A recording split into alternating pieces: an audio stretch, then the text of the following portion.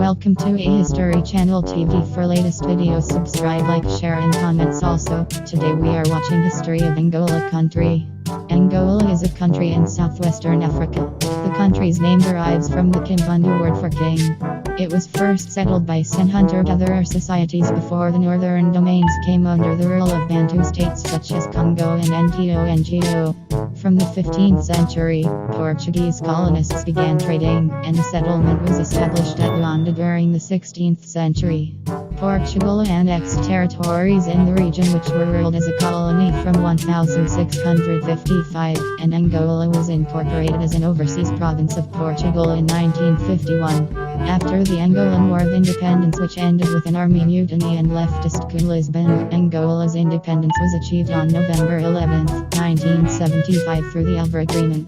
After independence, Angola later entered a period of civil war that lasted up until 2002. The area of current-day Angola was inhabited during the Paleolithic and Neolithic eras, as attested by remains found in Luanda, Congo, and the Namib Desert. At the beginning of recorded history, other cultures and people also arrived. The first ones to settle were the San people. This changed at the beginning of the 6th century when the Bantu, already in possession of metalworking technology, ceramics and agriculture, began migrating from the north. When they reached what is now Angola, they encountered the San and other groups. The establishment of the Bantu took many centuries and gave rise to various groupings that took on different ethnic characteristics. The first large political entity in the area, known to history as the Kingdom of Congo, appeared in the 13th century and stretched from Gabon in the north to the River Kwanza in the south, and from the Atlantic in the west to the River Congo in the east. The wealth of the Congo came mainly from agriculture. Power was in the hands of the Mani, aristocrats who occupied key positions in the kingdom and who answered only to the all-powerful king of the Congo. Mbanza was the name given to territorial unit administered and ruled by Mani. Mbanza Congo, the capital, had a population of over 50,000 in the 16th century. The Kingdom of Congo was divided into 6 provinces and included some dependent kingdoms, such as Ngo to the south. Trade was the main activity, based on highly productive agriculture and increasing exploitation of mineral wealth.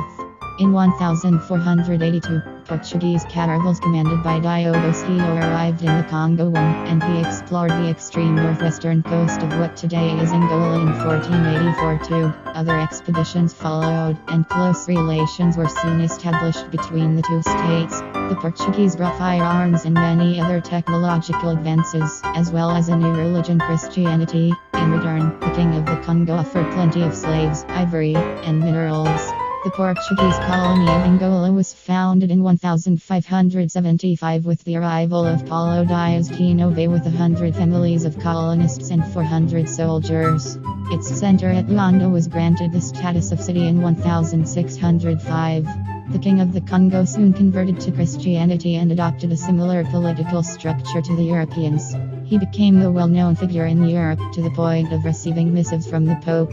To the south of the Kingdom of the Congo, around the River Kwanza, there were various important states. The most important of these was the Kingdom of Ngo or Dongo, ruled by the Ngolas. At the time of the arrival of the Portuguese, Ngola Kielwanje was in power.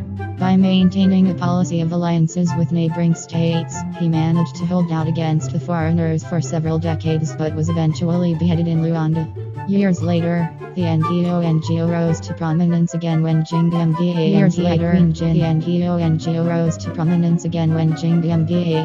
Queen Jinga took power. A wily politician, she kept the Portuguese in check with carefully prepared agreements. After undertaking various journeys, she succeeded in 1635 in forming a grand coalition with the states of Natonga and Ngo, Congo, Kassange, Dimbos and Kissimas. At the head of this formidable alliance, she forced the Portuguese to retreat. Meanwhile, Portugal had lost its king and the Spanish took control of the Portuguese monarchy. By this time, Portugal's overseas territories had taken second place.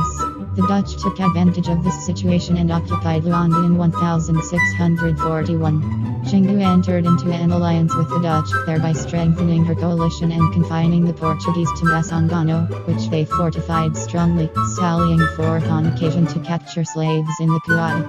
Wars.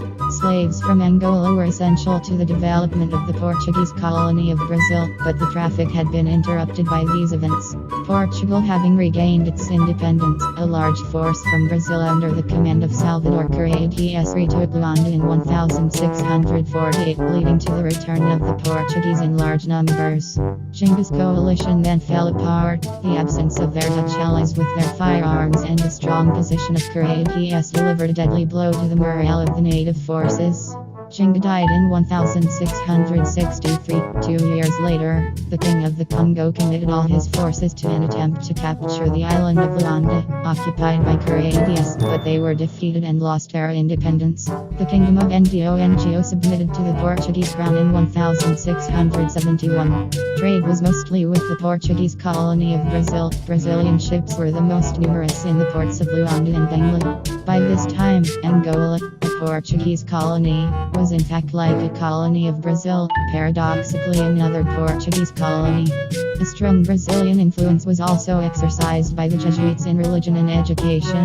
War gradually gave way to the philosophy of trade. Citation needed. Slave trading routes and the conquests that made them possible were the driving force for activities between the different areas. Independent states were subjugated to the demands of American slavery. Citation needed. In the High Plains, the Planalto, the most important states were those of Bahia and Bailando, the latter being noted for its production of foodstuffs and rubber. The interior remained largely free of Portuguese control as late as the 19th century too. The slave trade was not abolished until 1836, and in 1844 Angola's ports were opened to foreign shipping. This facilitated the continuation of slave smuggling to the United States and Brazil. By 1850, Luanda was one of the largest Portuguese cities in the Portuguese Empire outside mainland Portugal, exporting together with Benguela, palm and peanut oil, wax, copal, timber, ivory, cotton, coffee, and cocoa, among many other products, almost all the produce of a continued forced labor system. The Berlin Conference compelled Portugal to move towards the immediate occupation of all the territories it laid claim to but had been unable to effectively conquer.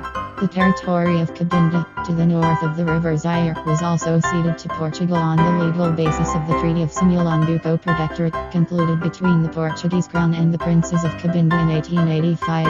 In the 19th century they slowly and hesitantly began to establish themselves in the interior. Angola as a Portuguese colony encompassing the present territory was not established before the end of the 19th century, and effective occupation, as required by the Berlin Conference 1884, was achieved only by the 1920s. Colonial economic strategy was based on agriculture and the export of raw materials.